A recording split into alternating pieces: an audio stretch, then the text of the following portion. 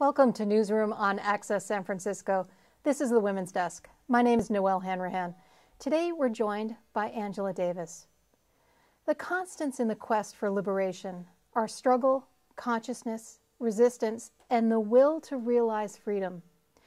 Angela Davis's journey has been forged through her commitment to prisoners, those men and women who through their revolutionary consciousness and actions expose the role of prisons, slavery, and capitalism in American race, class, and gender inequity. She's not been spared the fate of those who resist. She's been held in solitary facing execution by the state. She's been fired, followed, and harassed. And she's lost friends and family to state-sponsored violence and terrorism. Today, Angela is standing with Mumia Abu Jamal. You wrote the introduction to his new book, Jailhouse Lawyers, Prisoners Defending Prisoners, just released on City Lights. Can you tell me who Mumia is to you and to us? Well, for me, Mumia represents the best tradition of resistance, the best tradition of commitment to building communities of struggle, communities of resistance. One of the things that has always impressed me about Mumia is that he is very hesitant to put himself forward.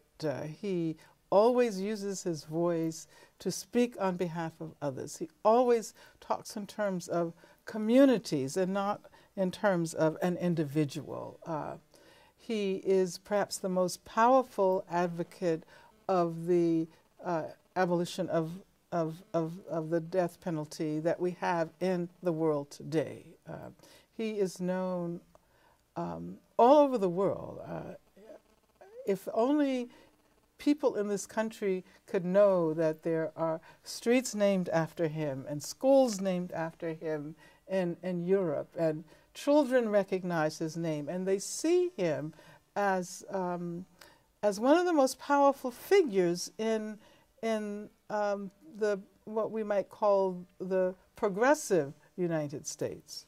Where does he fit in the tradition of resistance in this culture, and what's the essence of resistance?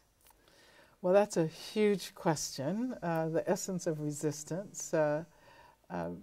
But I think that somewhere in that answer we would have to talk about building communities. We would have to talk about creating ties among human beings.